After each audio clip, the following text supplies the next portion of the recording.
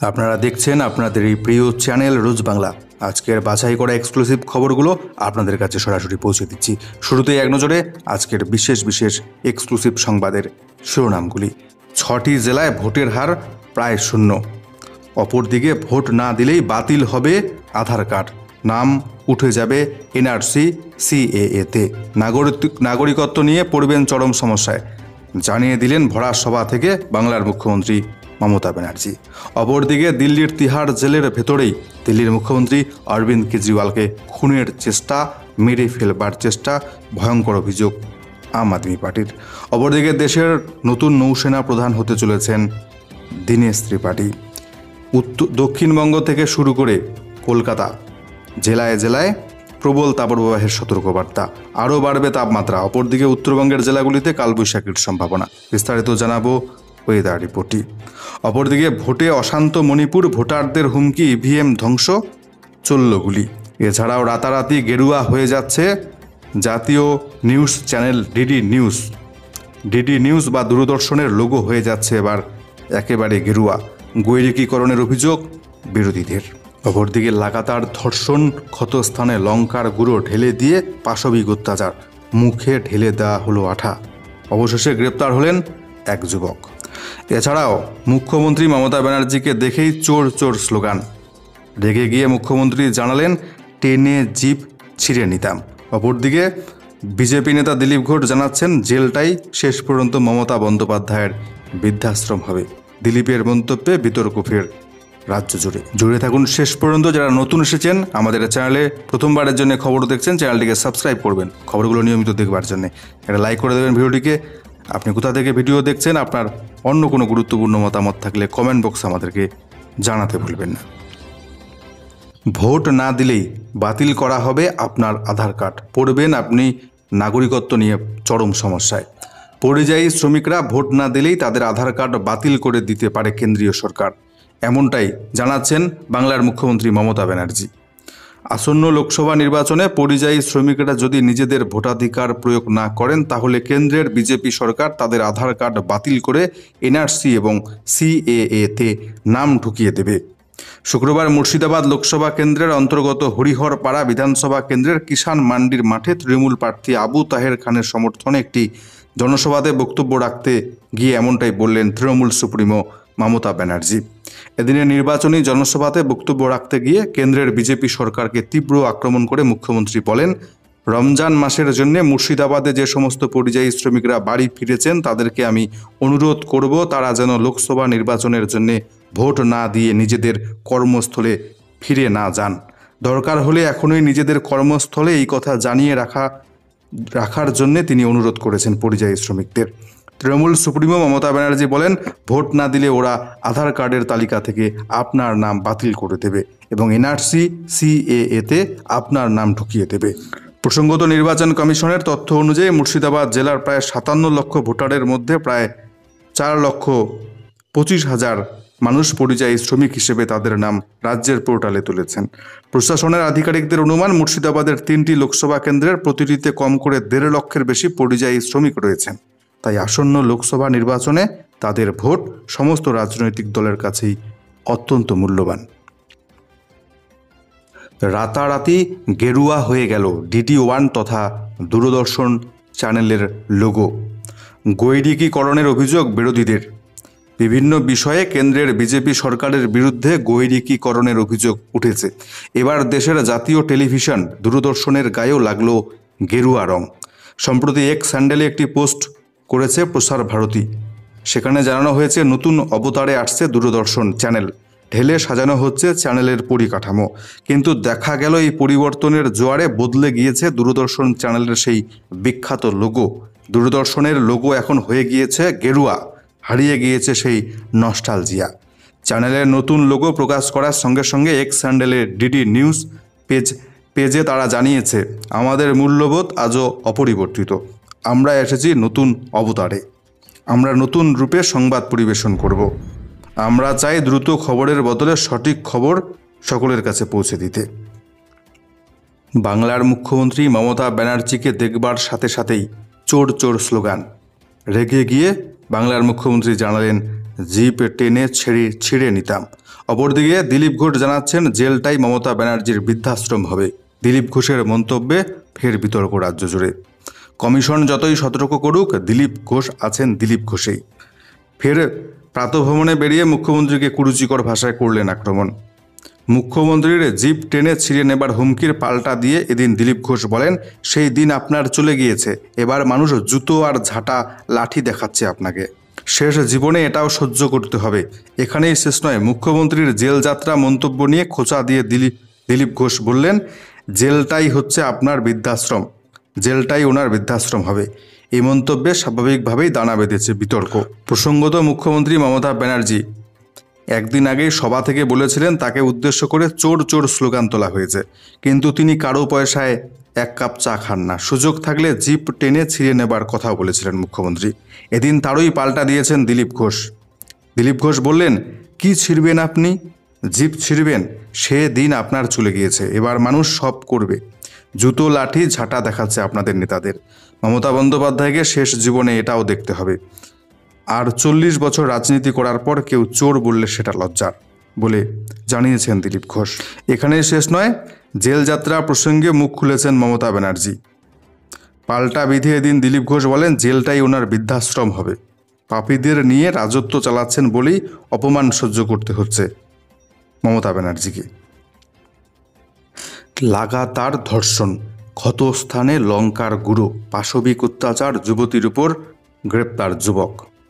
দিনের পর দিন লাগাতার ধর্ষণ, ক্ষতস্থানে লঙ্কার গুঁড়ো ছিটিয়ে দেওয়া, এমনকি নির্যাতিতা যাতে চিৎকার করে মুখ খুলতে না পারে সেই জন্য তার মুখে আঠা ঢেলে দেওয়ার মতো অভিযোগ। এবং এই অভিযোগে এক যুবককে গ্রেপ্তার করেছে পুলিশ। মধ্যপ্রদেশের গুনায় ঘটেছে মর্মান্তিক এই ঘটনাটি। অভিযুক্তের নাম অয়ন পাঠান। নির্যাতিতা তরুণী ভর্তি রয়েছে স্থানীয় হাসপাতালে। অভিযোগ, মধ্যপ্রদেশের গুনা এলাকায় 23 বছর বয়সী এক তরুণীকে বিয়ের জন্য চাপ দিত অয়ন। নির্যাতিতার মা জানিয়েছিলেন বাড়ি দখলের হুমকি দিয়েছিল অভিযুক্ত। নির্যাতিতা তরুণী পুলিশকে জানিয়েছেন বিগত 1 মাস ধরে তাকে লাগাতার ধর্ষণ করেছে ওই যুবক। মঙ্গলবার তিনি কোনো রকমে বাড়ি থেকে পালাতে সক্ষম হন, কিন্তু এর পরেও তাকে ধাওয়া করে ধরে ফেলে আবারও অত্যাচার চালায় ওই যুবক। অবশেষে যুবককে গ্রেপ্তার করেছে পুলিশ। দিল্লির তিহার জেলের ভেতরেই দিল্লির মুখ্যমন্ত্রী অরবিন্দ কেজরিওয়ালকে খুনের চেষ্টা, মেরে ফেলবার চেষ্টা চলছে, এমনটাই বিস্ফোরক অভিযোগ আম আদমি পার্টির। সংশোধনাগারে ইনসুলিনের দাবিতে এবার দিল্লির আদালতে আম আদমি পার্টির সুপ্রিমো অরবিন্দ কেজরিওয়াল। একই সঙ্গে দাবি জানানো হয়েছে প্রত্যেক দিন অন্তত 15 মিনিট যেন ভিডিও কলে চিকিৎসকের সঙ্গে কথা বলতে পারেন তিনি। এই মর্মে শুক্রবার দিল্লির রাউস অ্যাভিনিউ কোর্টে একটি পিটিশন দাখিল করেছেন আম আদমি পার্টি। এদিন দুপুরেই এই মামলার শুনানি বলে জানা গিয়েছে। আম আদমি পার্টির পক্ষ থেকে দাবি করা হয়েছে, গ্রেপ্তারের পর থেকে অরবিন্দ কেজরিওয়ালের শারীরিক অবস্থার চরম অবনতি হয়েছে। রক্তে উদ্বেগজনকভাবে বাড়ছে শর্করার মাত্রা। আম আদমি পার্টির মন্ত্রী আতিশির অভিযোগ, মুখ্যমন্ত্রী অরবিন্দ কেজরিওয়ালের বিরুদ্ধে ষড়যন্ত্র করা হচ্ছে, তাকে জেলের ভেতরেই মেরে ফেলবার চেষ্টা করা হচ্ছে। আতিশির দাবি, মুখ্যমন্ত্রীর ওজন অনেকটাই কমে গিয়েছে, তার যথাযথ চিকিৎসা দেখভাল হচ্ছে না জেলের ভেতর। কেজরিওয়াল টাইপ 2 ডায়াবেটিস রোগী, জেলে তাকে ঔষধপত্র দেওয়া হচ্ছে না ঠিকমতো। অপরদিকে ইডি দিল্লির রাউস অ্যাভিনিউ কোর্টে দাবি করেছে, কেজরিওয়াল ডায়াবেটিসের রোগী হওয়া সত্ত্বেও জেলে বসে খাচ্ছেন চিনি দিয়ে চা, খাচ্ছেন কলা, মিষ্টি আম। এভাবে ব্লাড সুগার বাড়িয়ে মেডিকেল ব্যাকগ্রাউন্ড দেখিয়ে জামিন পাওয়ার ফন্দি আটছেন কেজরিওয়াল, এমনটাই অভিযোগ এনফোর্সমেন্ট ডিরেক্টরেট তথা ইডির তরফ থেকে করা হয়েছে। তীব্র গরমে জেরবার রাজ্যবাসী, রাজ্যের প্রত্যেকটি হাসপাতালে হিট স্ট্রোকের মোকাবিলায় পৃথক ওয়ার্ড খোলার নির্দেশ নবান্নের।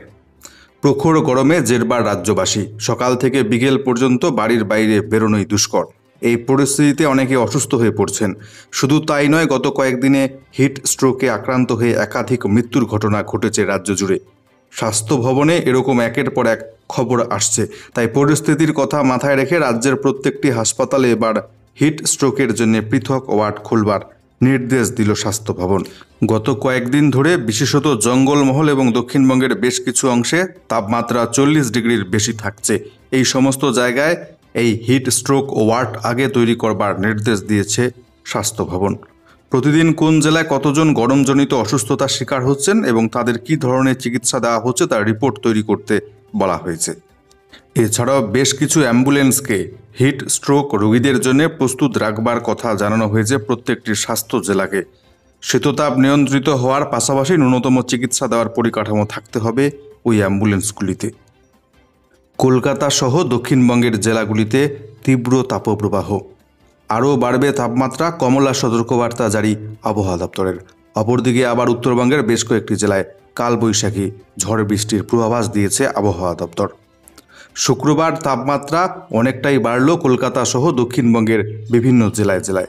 গত কয়েকদিন ধরে দক্ষিণবঙ্গের বিভিন্ন জেলায় যে তাপপ্রবাহ চলছিল তার মাত্রা অনেকটাই বেড়ে গিয়েছে শুক্রবার। দক্ষিণবঙ্গের উপকূল এবং সন্নিহিত কয়েকটি জায়গা ছাড়া প্রায় সর্বত্র তীব্র তাপপ্রবাহ পরিস্থিতি দক্ষিণবঙ্গ জুড়ে। এবারের গরমের মরশুমে শুক্রবার প্রথম কলকাতায় আবহাওয়া দপ্তরের মাপকাঠিতে তাপপ্রবাহ পরিস্থিতি সৃষ্টি হলো। এদিন কলকাতার তাপমাত্রা 40.8 ডিগ্রি সেলসিয়াস পার করে গিয়েছে, যা স্বাভাবিক তাপমাত্রার থেকে 5 ডিগ্রি সেলসিয়াস বেশি। শুক্রবার দক্ষিণবঙ্গের উষ্ণতম স্থান ছিল পানাগড়, সেখানে তাপমাত্রা পৌঁছে গিয়েছিল 44 ডিগ্রি সেলসিয়াস। আবহাওয়া দপ্তর জানাচ্ছে মঙ্গলবার পর্যন্ত বা আরও 4 দিন দক্ষিণবঙ্গ জুড়ে তীব্র তাপপ্রবাহ পরিস্থিতি চলবে। কোথাও কোথাও তাপমাত্রা আরও বাড়বে বলে কমলা সতর্কবার্তা জারি থাকছে। মঙ্গলবার তীব্র তাপপ্রবাহ পরিস্থিতির মধ্যেই 2-1টি জায়গায় সামান্য ঝড় বৃষ্টির সম্ভাবনার কথাও জানিয়েছে আবহাওয়া দপ্তর। ওই জেলাগুলির মধ্যে রয়েছে 2 চব্বিশ পরগনা, 2 মেদিনীপুর, পুরুলিয়া, বাঁকুড়া, 2 বর্ধমান এবং বীরভূম। আজকে দক্ষিণবঙ্গের প্রত্যেকটি জেলাতে পুরোপুরি শুকনো আবহাওয়া বিরাজ করছে। আজকে দক্ষিণবঙ্গের পূর্ব মেদিনীপুর, এছাড়াও ঝাড়গ্রাম, পশ্চিম মেদিনীপুর, বাঁকুড়া, পশ্চিম বর্ধমান, বীরভূম এই জেলাগুলিতে তীব্র তাপপ্রবাহের জন্য কমলা সতর্কবার্তা জারি থাকছে। বাকি জেলাগুলিতেও সাধারণ তাপপ্রবাহ বজায় থাকবে। অন্যদিকে আজকে উত্তরবঙ্গের দার্জিলিং, জলপাইগুড়ি, কালিম্পং, আলিপুরদুয়ার, কোচবিহার এই 5 জেলায় সামান্য বৃষ্টি বিক্ষিপ্তভাবে হতে পারে, তার সাথে বজ্রপাতের সম্ভাবনা। উত্তর দক্ষিণ দিনাজপুর, মালদা জেলায় পুরোপুরি শুকনো আবহাওয়া থাকবে আজকে। আবহাওয়া দপ্তর জানাচ্ছে উত্তর দিনাজপুর, দক্ষিণ দিনাজপুর, মালদা জেলার বেশ কিছু জায়গায় আজকে তীব্র তাপপ্রবাহ বজায় থাকবে।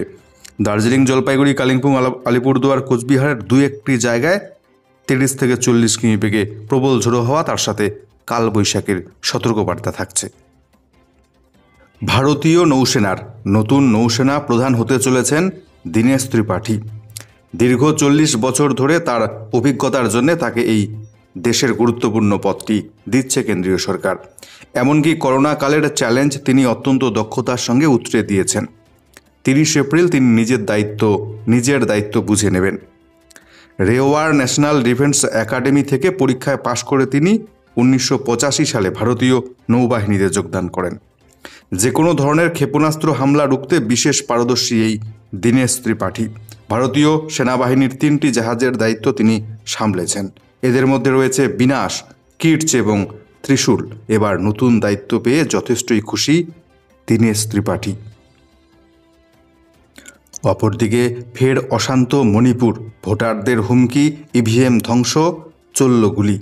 লোকসভা ভোটের প্রথম দফাতেই উত্তপ্ত মণিপুর। এবার মণিপুরের পূর্ব ইম্ফলের বুথে চলল গুলি। জানতে পারা যাচ্ছে পূর্ব ইম্ফলের একটি বুথে গুলি চলে বলে অভিযোগ। দুষ্কৃতীরা এসে গুলি চালিয়ে গিয়েছে বলে জানা যাচ্ছে। তবে কোথা থেকে এই গুলি চলল তা এখনও স্পষ্ট হয়নি। তবে একের পর এক গুলির শব্দ পাওয়া গিয়েছে একটি ভিডিওয়। এছাড়াও ইভিএম ধ্বংস করা এবং ভোটারদের হুমকি দেওয়ার মতো অভিযোগ উঠেছে। এদিন ভোট দেন মণিপুরের মুখ্যমন্ত্রী এন বীরেন সিং। দেশ জুড়ে চলছে লোকসভা নির্বাচনের প্রথম দফার ভোট গ্রহণ। 21টি রাজ্যে এবং কেন্দ্রশাসিত অঞ্চলের মোট 102টি আসনে ভোট পর্ব এখনও পর্যন্ত আপাত শান্তিপূর্ণ। এবার মোট 7 দফার নির্বাচন অনুষ্ঠিত হবে। অপরদিকে নাগাল্যান্ডে 6টি জেলায় ভোটের হার একেবারেই শূন্য। গোটা দেশের সঙ্গে তাল রেখে নাগাল্যান্ডেও চলছে ভোট, তবে সেখানে 6টি জেলায় ভোটের হার একেবারেই শূন্য। যেখানে দেশের অন্য রাজ্য কেন্দ্রশাসিত অঞ্চলগুলিতে ভোটের উৎসবে মেতেছেন মানুষ, সেখানে নাগাল্যান্ডের 6টি জেলায় ভোটের হার একেবারে নেই। ওই 6টি জেলায় 738টি পোলিং স্টেশন করা হয়েছিল। ভোটারের সংখ্যা 4 লক্ষের বেশি, তবে কাউকেই ভোট কেন্দ্রের দিকে যেতে দেখা যায়নি। এর কারণ হলো পূর্ব নাগাল্যান্ডের প্রভাবশালী সংগঠন ইস্টার্ন নাগাল্যান্ড পিপলস ফ্রন্ট ওই এলাকায় ভোট বয়কটের ডাক দিয়েছে। ইএনপির দীর্ঘদিনের দাবি পূর্ব নাগাল্যান্ডের 20টি বিধানসভা কেন্দ্র করে পৃথকভাবে স্বায়ত্তশাসিত সংস্থা ফ্রন্টিয়ার নাগাল্যান্ড টেরিটরি তৈরি করতে হবে। এই সংগঠন আগেই ঘোষণা করেছিল ভোট প্রক্রিয়া শুরুর আগে যদি ফ্রন্টিয়ার নাগাল্যান্ড টেরিটরি তৈরির বিজ্ঞপ্তি না দেওয়া হয় তাহলে তারা ভোট বয়কট করবে। বাস্তবে দেখা গেল সেটাই। একেবারেই 6টি জেলায়, নাগাল্যান্ডের 6টি জেলায় একেবারেই ভোটের হার শূন্য।